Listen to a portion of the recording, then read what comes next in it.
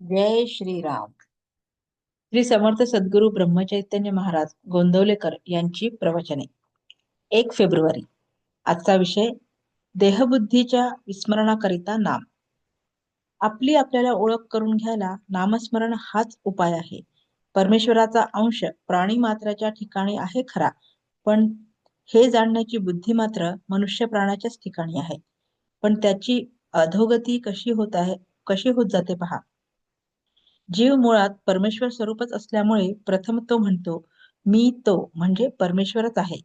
इथपासून घसरत तो म्हणतो मी त्याचा आहे आणि अखेर त्याचा माझा काही संबंध नाही इथपर्यंत तो खाली येतो. याला कारण देहबुद्धीचा पगडा वाढत वाढत शेवटी देह म्हणजेच मी अशी आपली पक्की भावना होते. पण असे असले तरी मनुष्य अजाणता का होईना पण खरे आहे ते ओळखल्यासारखेच बोलतो. जसे एखाद्या इसमाचा स्नेही वारला तर लगेच तो इसम काय म्हणतो, आमचे स्नेही केले.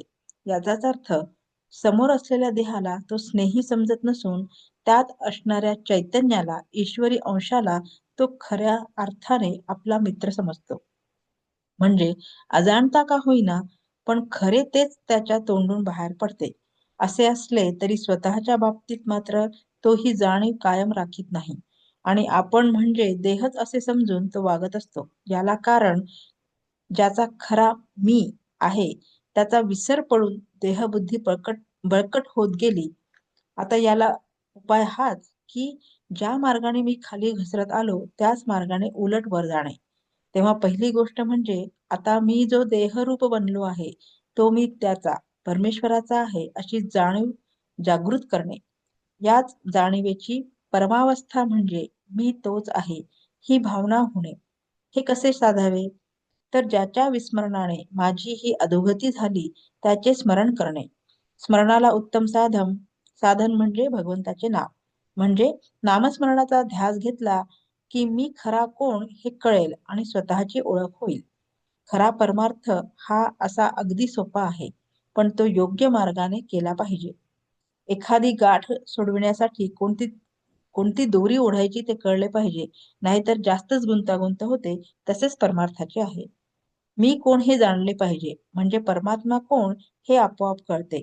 दोघांचे स्वरूप एकच आहे, म्हणजे दोघे एकच आहेत. परमात्मा निर्गुण आहे, तो जाणायला आपल्यालाही नको का निर्गुण आणि देहातीत व्हायला? म्हणून देहबुद्धी सोडली पाहिजे. कोणतीही गोष्ट आपण जाणतो म्हणजे आपल्याला त्या वस्तुरूप व्हावे लागते, त्याखेरीज जाणणेच होत नाही. म्हणून परमात्म्याला जाणण्यासाठी आपल्याला नको का परमात्मा रूप व्हायला? यालाच साधू होऊन साधूस ओळखावे.